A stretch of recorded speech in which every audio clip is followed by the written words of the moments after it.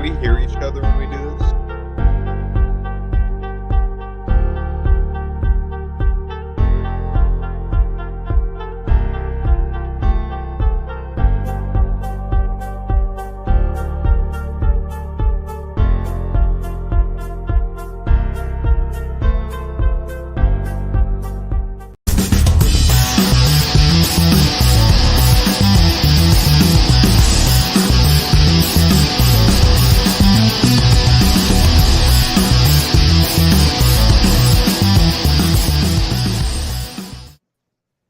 It's time.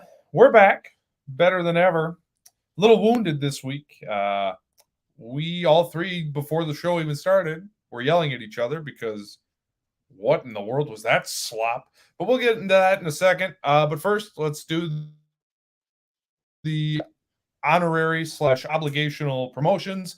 Again, make sure you check out our YouTube page where you can find this year's hype video for the regular season, which also, there's somebody I'm going to call out. I don't know who, but we were at finally triple digits in subscribers for about an hour, and then someone unsubscribed. I don't know who you are, madam or sir, but look into my eyes. Screw you. I don't know. You tease and it sucked. Anyway, subscribe to our YouTube page. We got a lot of good stuff going on there. Now also on Instagram, you can follow us there at Lockdown Corner Pod. Facebook, obviously, I believe most of you watch the stream on Facebook, so check us out there. Twitter at Corner Lockdown. Alex been handling that and doing a fantastic job. We didn't talk last time. That tweet you had saying live look at Dustin, and it was the big gorilla walking through, was one of the funny. I literally almost fell on the floor laughing. So if you want more stuff like that, us ribbing each other, check us out on Twitter as well. I guess we do have a couple news things we should hit. So let's start with news and notes from the league.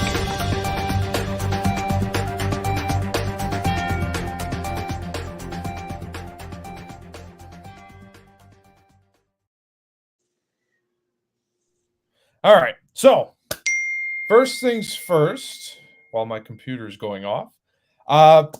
First things first, Dak Prescott broke his thumb last night. He will be out 6 to 8 weeks. He is eyeing a return on either October 30th against the Bears or that following week against you-know-who, the Green Bay Packers. So, I mean, for me, I wasn't very high on Dallas. I thought maybe fantasy-wise there was some value with them. Their defense I thought would be pretty good. Offensively, I thought they were going to struggle. That seemed to play out last night. Reactions from either of you guys before we get into the Packer game? Dallas stinks. They're just not good. Hello? Sorry, you're a little ahead of us, so like we don't really hear you till like a second after. So we'll work with it. But yeah, Dallas is just not good. They're not a good football team.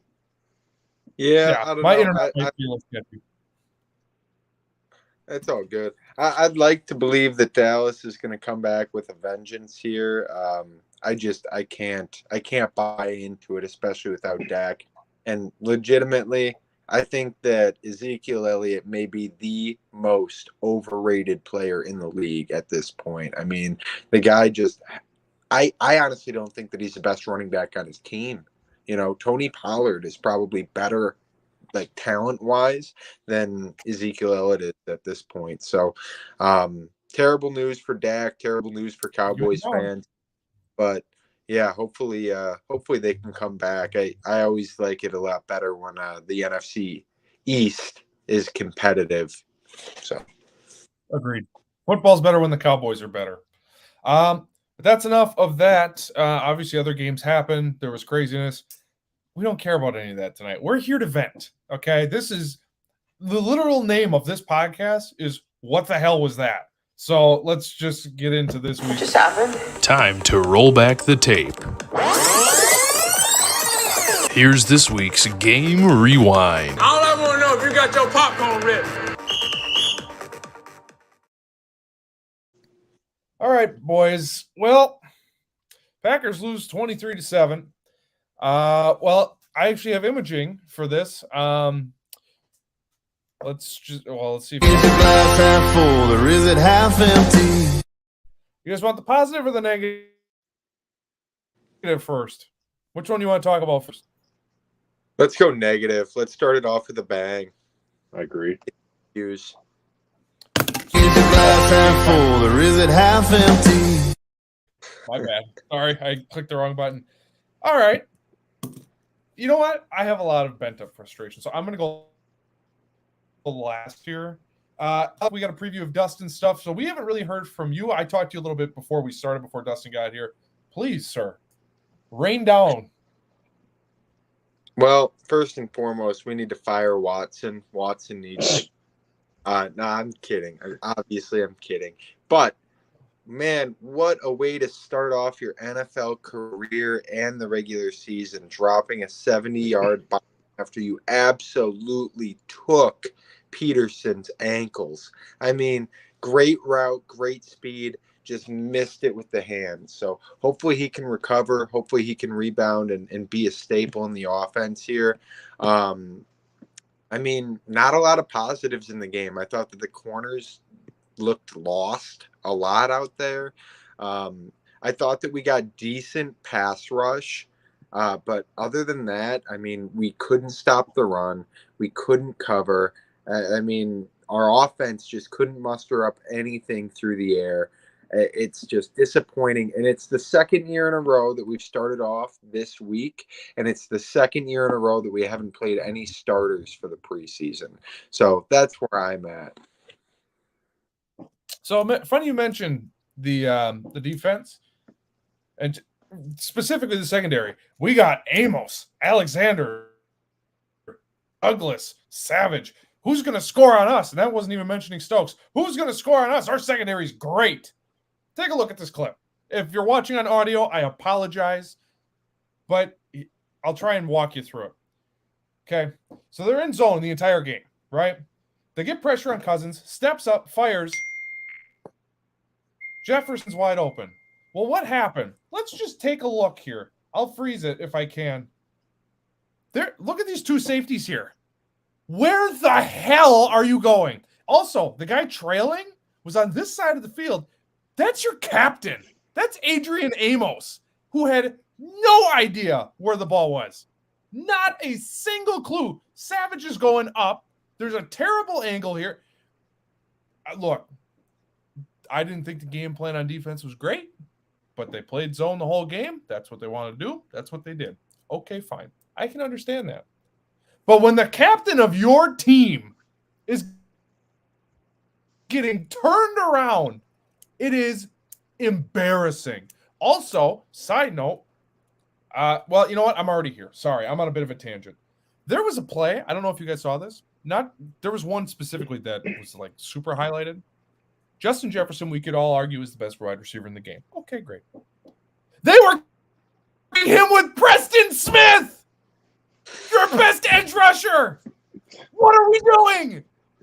It's one thing. Okay, it's one thing that Preston Smith should be rushing the quarterback because you don't have many pass rushers. He's a pure one. He should be at the quarterback.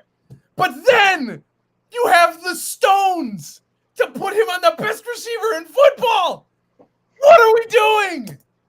It was unbelievable. And this happened several times. Golly. Dustin, you're up. All right. So obviously we played cover, or not cover, excuse me, Jesus Christ. I'm so flustered with the whole game. I don't even know what I'm saying anymore. But we were obviously playing zone the entire game, which clearly wasn't working. So why do we continue to do that in the second half and still get burned? Like, that's my question. Like, adjust. And they're like, and this is what, like, I was listening to the OT show. I got to say, those guys are fucking horrible. They have no idea what the hell they're talking about because they're, like, sitting there talking about, oh, well, Rodgers didn't have anybody to throw to. It's like, he had, like, 7 guys every play in the flats. He just wasn't taking it.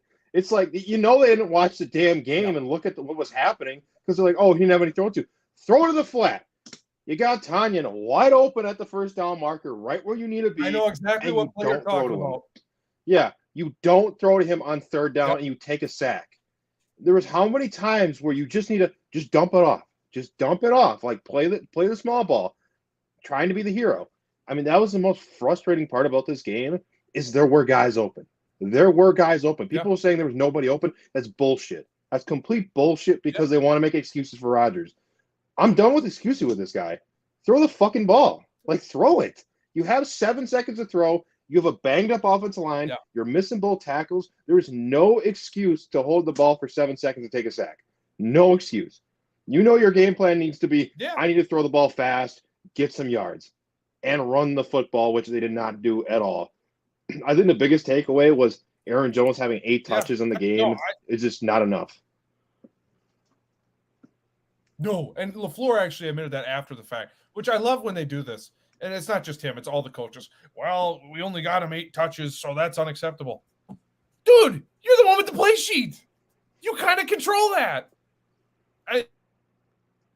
It's just some of the stuff. And look, yes, I agree with you. Rodgers held onto the ball way too long. There were a couple times that he didn't have a choice because they actually – and I thought Greg Olsen was fantastic yesterday as a color analyst. He was awesome. He broke everything down in terms that someone who – obviously, I played football in 7th grade. The terminology and the schemes and everything ratchet up after that, okay? So I don't really totally understand what I'm watching from a scheme and X's and O's thing. But Greg Olsen did a fantastic job, and I want to make sure that that's noted because I was blown away by how simple he made everything seem.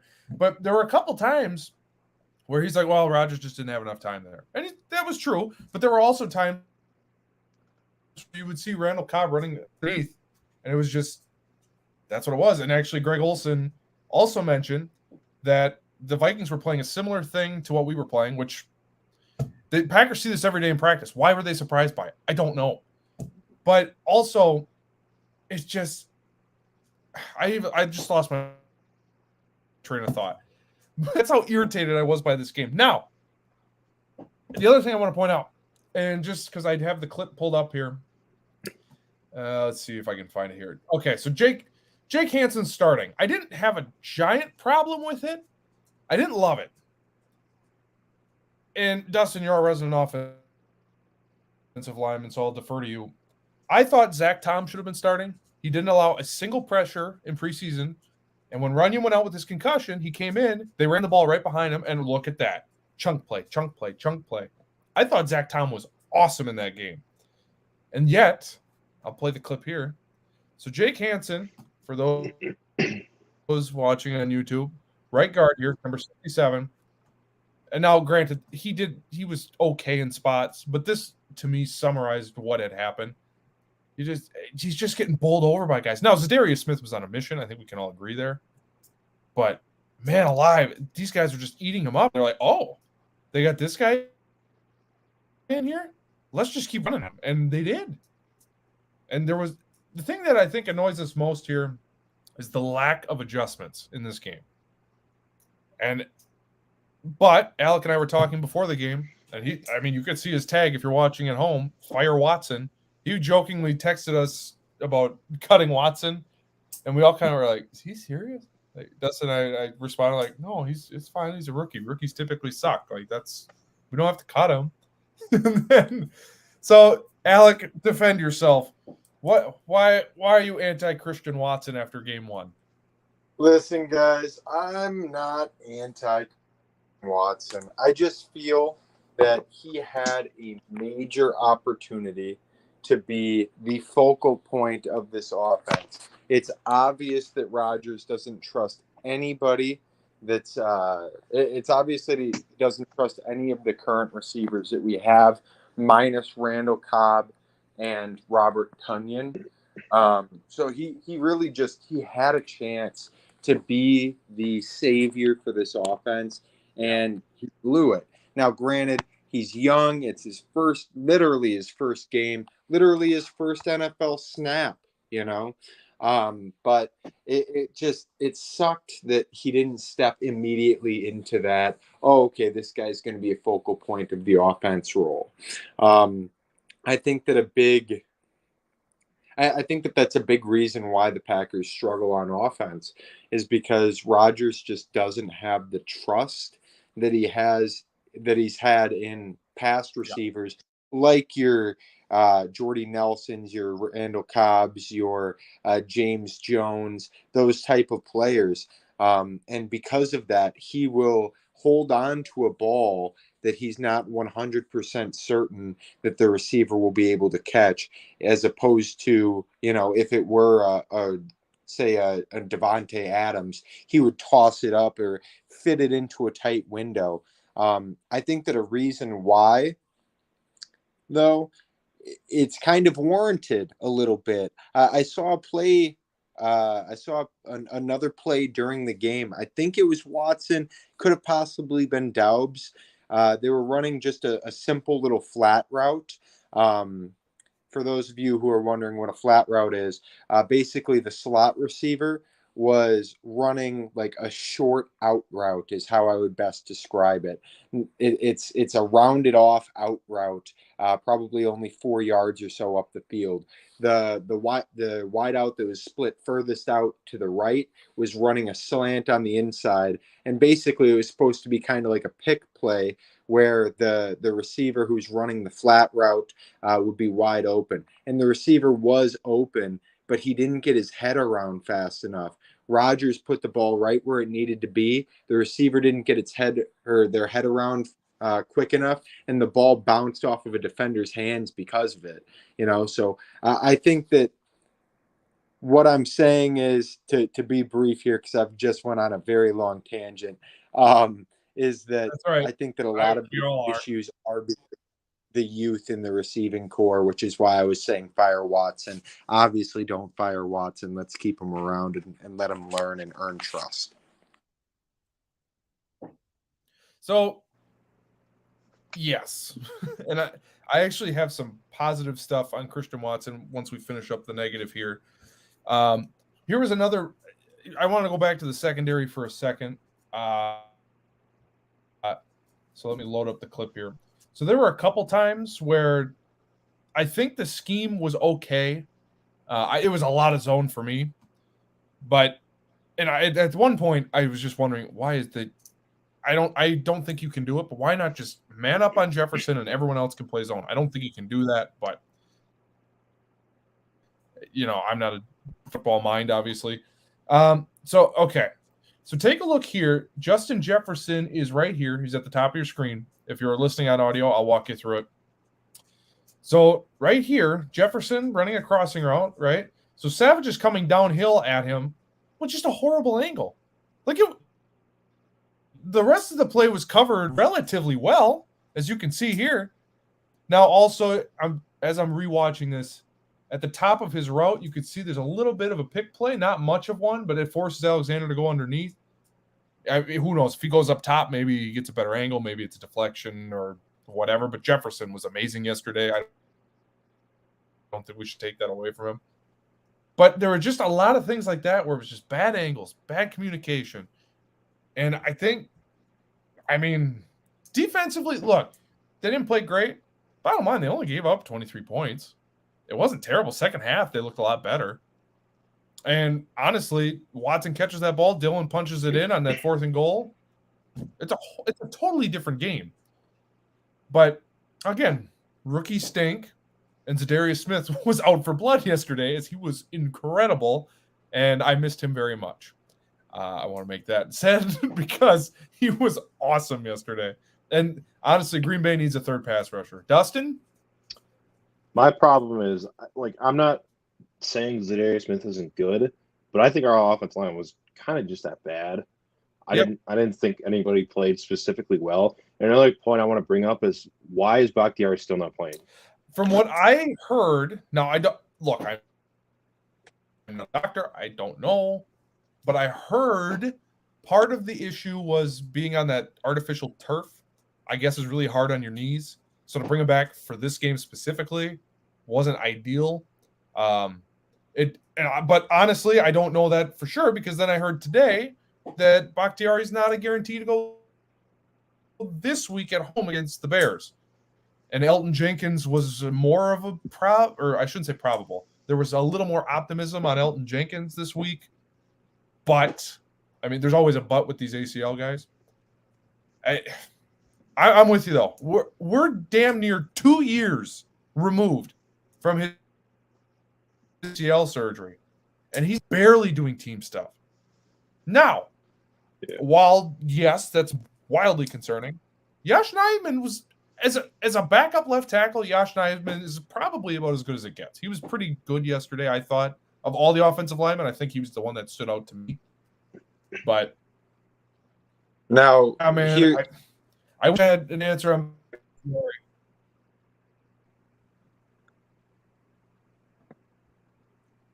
Oh, is he frozen? Or am I frozen? You froze up there. Dustin, did he freeze up for you too, Dusty? Yeah, you can go ahead, Alex. Say what you're gonna say.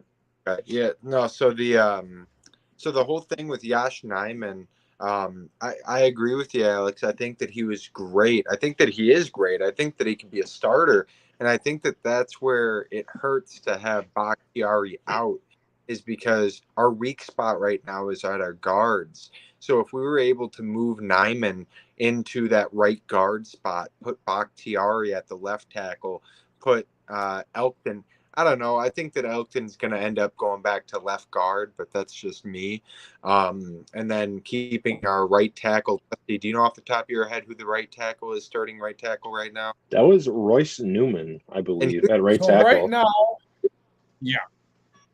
But I think the plan is when both healthy, Jenkins is going to be right tackle and Bakhtiari is going to be left tackle. Yeah, I think that that's a great plan, but I think that I don't know. I'd like to see Elkton playing his best at his best position. So, in my dream world, Jenkins would be back left guard. We would keep Newman at right tackle because I thought that Newman held his own. I think that really where we struggled was our guards. I think that our guards just got outplayed. Speaking of Zadarius Smith, how about Aaron Rodgers almost breaking Zadarius Smith in half with that block on the end around? You guys, I'll see if I can find the clip for you. Rodgers just out there trying to end his career. I mean, that was a hit stick. That was a Blitz 2 on PlayStation 2 type hit. You know what I mean? So let's see if we can get that pulled up. But the old man's definitely got some beef. I love it. Can I elaborate on the offensive line quick while you're pulling that up, Alex? Excuse me. So, yeah. Okay, we'll let this play. Then I'll elaborate. We'll let it play through. So for those that didn't see, it was a double reverse that Green Bay executed. They got a first down off of it, but Rodgers trying to be a good teammate and tried to take on Zadarius Smith in a block, and let's just say Zadarius probably won that battle. I actually, when this happened, I was so nervous that Rodgers was injured, but then they got up and were jaw jacking and smiling at each other. It just made me miss Zadarius more. I was just like, oh man, I forgot how infectious his energy is. But I honestly was surprised to see Rodgers take that on. But hey, got his first down. Didn't really mean much in the grand scheme of things, but it was fun to watch. Okay, anyway, can I elaborate quick on the offensive line? Then go ahead, Alec. You can go. I was just going to say I love seeing the old man throw the body around. You know, it's a good sign of youth. It's a good sign that he still has a little bit of fire left in him, that he's not giving up. And, you know, hopefully he can put that into trusting his receivers a little bit and, you know, make the season a little bit easier on us. How about that O-line, Dusty? Let me hear it. So the real possibility I see happening is obviously when the tackles are back is obviously Bach goes back to left. Zach Tom more than likely stays at left guard. I think that's a good possibility. And right guard and right tackle, the two snares I see is Royce going back into right guard and Jenkins going back into right tackle, or Jenkins going back into right guard and Nyman going to right tackle. Those are the possibilities that I probably see. So you don't think that I would be shocked. Oh, you don't think I was just going to quick throw in there.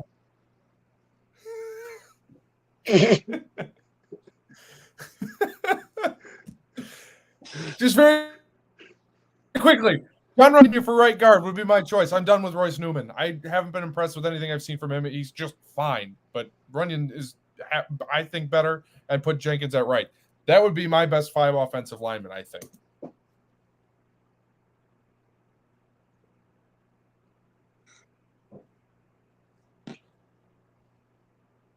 And he's gone. Oh, All right.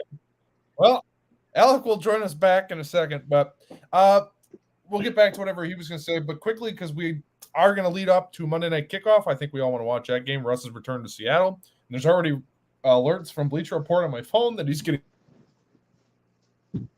booed by Seahawks fans, so this shall be fun. Anyway, some positive things. I do want to share some positive things. Christian Watson, yes, it wasn't the greatest debut, but he did have some catches down the stretch. Hopefully he builds on that. But also, his athleticism is crazy. So right here at the top of your screen, if you're watching at home, I'm going to play this. Look how fast this dude is. It doesn't look like he's running fast, but if Rodgers had more time, this is the one where Rodgers got sandwiched. That could have been a touchdown. He is past those guys very quickly. In the first play of the game, he got past Patrick Peterson easily too. So there's definitely talent there. But yeah, I thought his athleticism was definitely on display, and I think they wanted to display it. The other positive I have, Quay Walker. Holy cow. For years. That was actually my note. I don't know if you can see it at home. Right here. Quay Walker. Holy cow. That was my note. He was flying around the field. I've wanted Green Bay to have a physical, tough, fast linebacker for so long. I think they finally got one. He is battling a shoulder. Sounds like he should be okay for this week, but TBD. And finally, I thought off of injury, Jair and Big Bob Tunyon both look pretty good coming off injury, all things considered. Every time Jair made a tackle, I was pretty worried that it was going to go, hit my shoulder. But he made a couple good sticks and seemed fine. And Tunyon, I thought, was brutally important to them, even though Rodgers did yell at him once for not coming back to the ball. But I thought he was pretty good, all things considered, especially off an ACL. Yeah, I'd have to agree with many of those. I thought Quay Walker looked a little shaky in pass coverage at first. Granted, that's True. That's something they said in the broadcast was, pass coverage is usually the last thing to come for linebackers because it is difficult to understand, especially in zone. Following your guy and passing him on and kind of coming back to your zone. It's really hard because it's something you got to feel out as you go. It's just kind of like blocking too, like zone blocking. Like you got to feel it out, kind of when to pass off that guy and when to stay on him. It's really difficult. So I'll give him the credit. But yeah, he looked really good in the run game. At least for the most part. But I mean, we kind of got beat up front a little bit with our run game. Well, and actually, it's funny you mentioned that because I do have a stat here.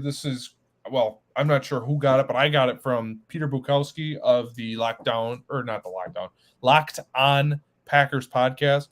He tweeted out, and I believe this is from Pro Football Focus, but I got it off his Twitter account.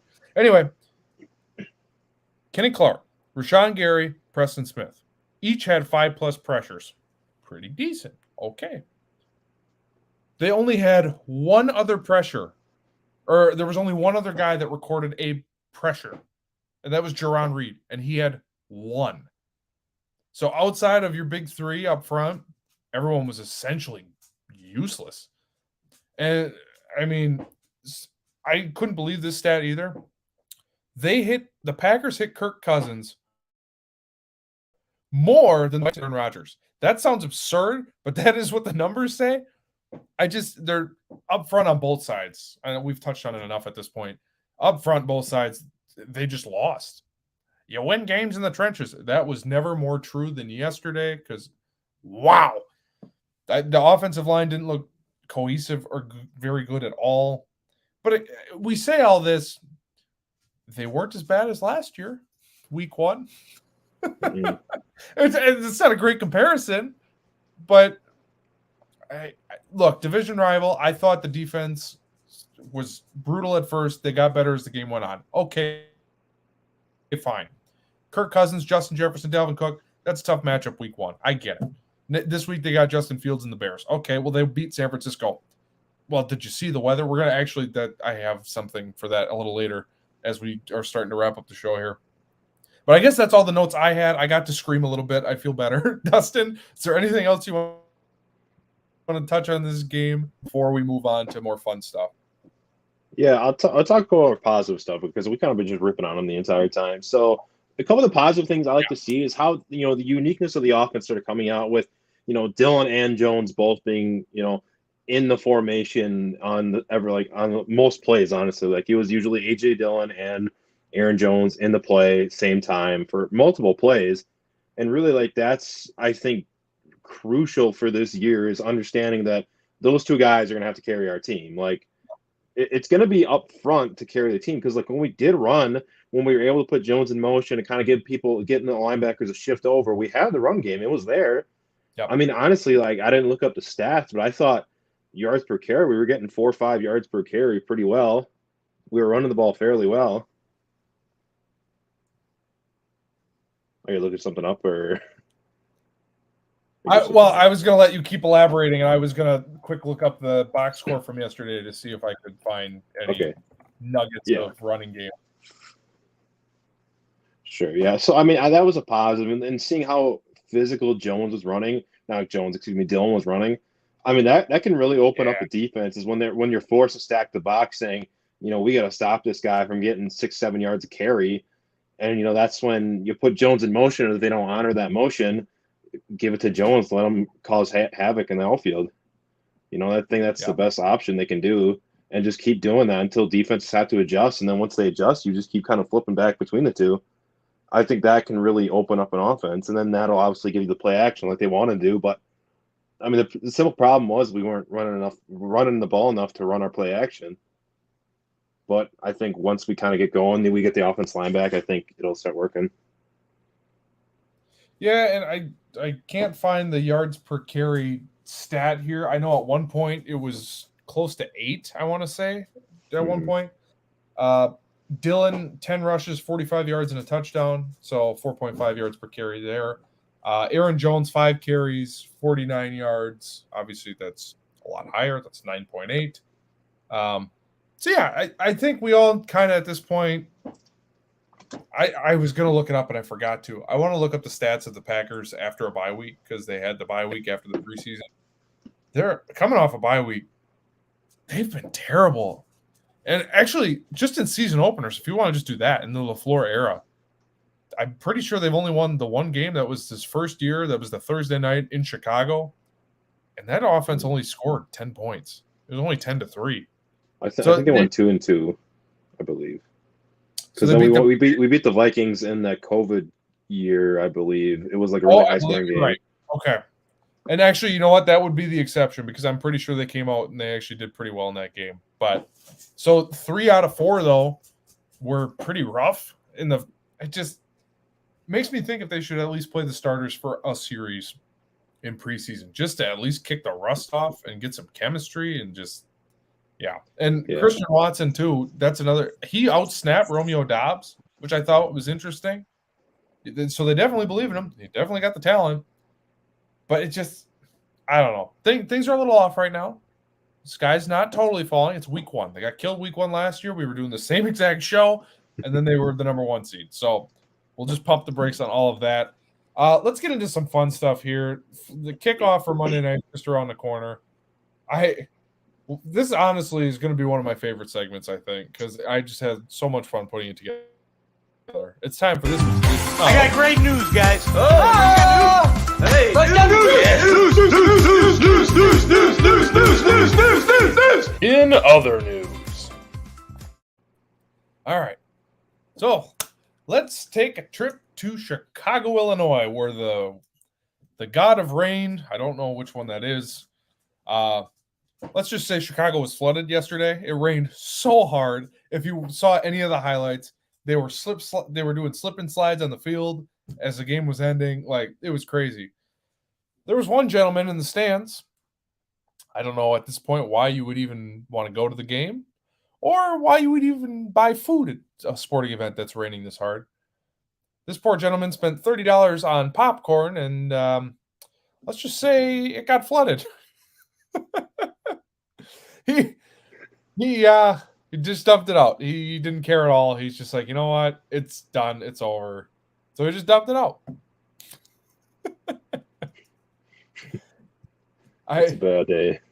I mean, I don't have much to say. It's a hilarious video, but that comes to us courtesy of Hurdles on Instagram, at Hurdles. I don't know who that is, but this video is hilarious.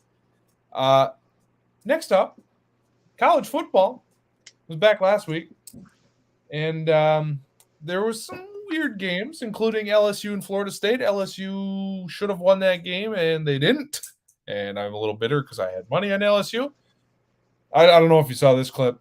So there was a gentleman who decided he wanted to be part of the activities. This dude just wandered onto the field as they snapped the ball. Not one person did anything about it. He just wandered out there and stood there. And look how long it takes security to get there. It takes forever. And he just stares at the guy. Now, if you look at his eyes, this is reckless speculation. He looks stoned out of his mind. Like, I don't know that this kid knows where he is. And he's yelling at the police officers. They finally get him. But he just wandered onto the field. I'm going to start the video over again. This is more of a visual thing. So if you're watching, this is more for you. But yeah, he just nonchalantly walks out there. And then just kind of looks around. Yeah.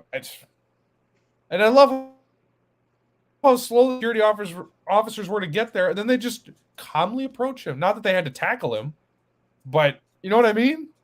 It just seemed like no one cared. Anyway. Wow. That's crazy. Yeah. Well, it's not like LSU is some scrub. Oh. We got canceled. In other news, there was a boxing match. I don't know if you saw this clip. Le'Veon Bell and Adrian Peterson, two former, one Hall of Fame running back, one Hall of Very Good running back. They had a charity boxing match, and this happened. If it plays.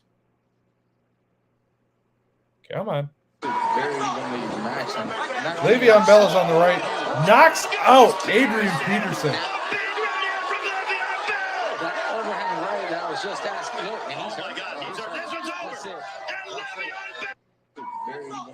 One more time. Bang!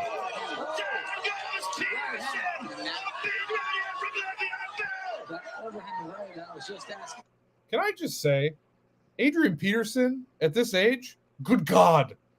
He looks like he's chiseled out of marble. He is still ridiculously strong. I would not have imagined he would be one to get knocked out. I mean, you saw the video. I can't imagine, even Le'Veon Bell. Look, I don't imagine Le'Veon Bell. I can't imagine taking a punch from him. A, is a good idea, but B, it's a fun thing to do. Why would you sign up for that? And now, granted, they're NFL players, but would you take a punch from Le'Veon Bell? No, I don't know why. They're like, yeah, this is for charity. We're punching each other for charity. It's for the kids. Let's beat the crap out of each other, but for the kids. For the kids. That's what I'm trying to say. All right, we're going to switch sports here. Other, but for the kids.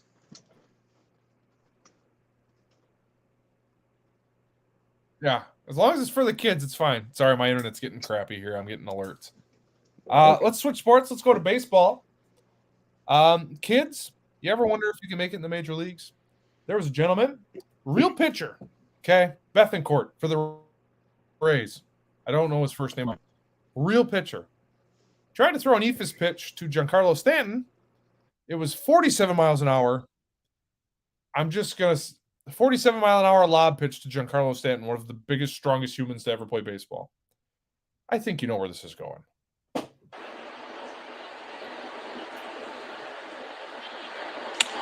Driven deep to left field. If it's fair, it's gone. It's off the foul pole. See ya.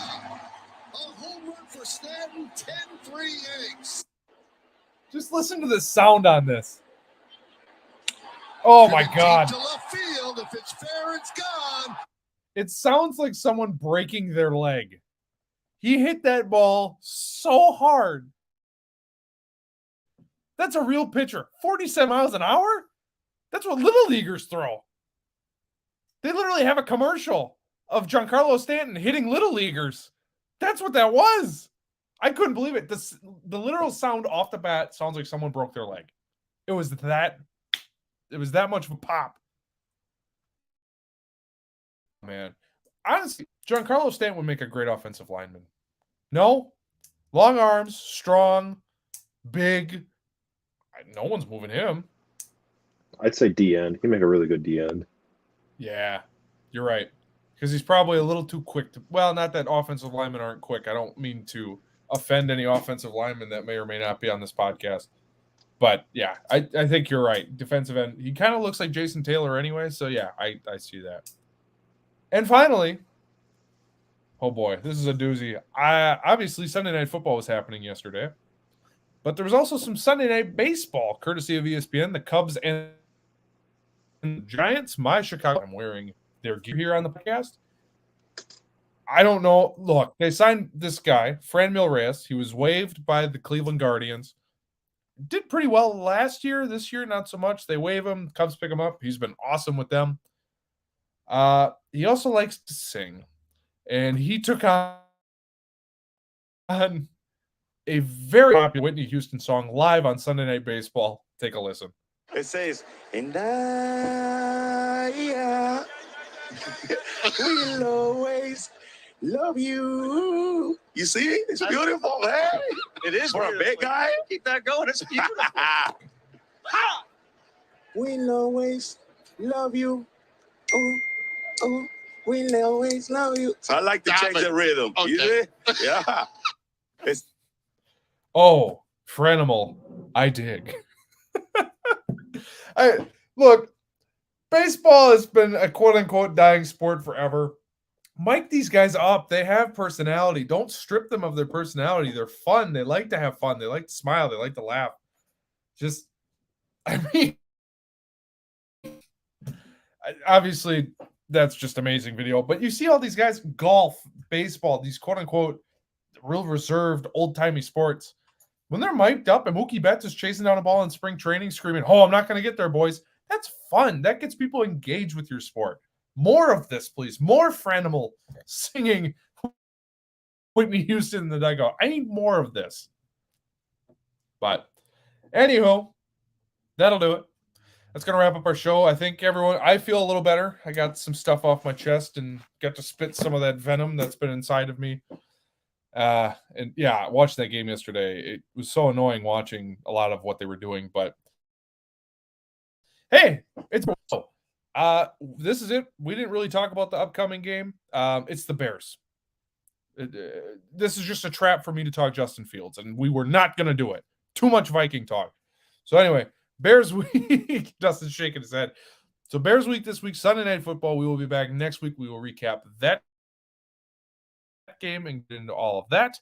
The Lockdown Corner gambling show is coming yet this week, so we'll probably touch on that game a little bit. A lot of weird lines this week too. I was just looking at some of them. I think the Packers as of today are 9.5-point favorites at home, which doesn't sound big, but I just want to see their offense click before we make them 10-point favorites for anybody, but we'll talk about that. You can find more information on that Lockdown Gambling Show later this week, hoping Sunday morning. Otherwise, it'll be Saturday morning, depending on when everyone is free and available for that. Probably Sunday, because obviously our resident offensive lineman on my left here, but he's got a game, so we'll see on that. We'll update you later as we go along. But where you need to follow us to get that information, Instagram at Lockdown Corner Pod, YouTube, hit that subscribe button. Whoever the 100th person was and then unsubscribe, you're a jerk. So make sure, don't be a jerk. Don't be like him or her. Just click that subscribe button. Just get us to 300, or not 300. Get us to triple digits. That's all we're asking. We're not asking a lot. Just one person out there. Also, Facebook, follow us there. You can get our live streams there as well as some clips from the previous shows. And that will do it for this edition of the Lockdown Corner. It was a rough one, but we always will say, well, that's the wrong imaging. I almost cooked Random Packer Week. We will always say, no matter how badly they get beaten,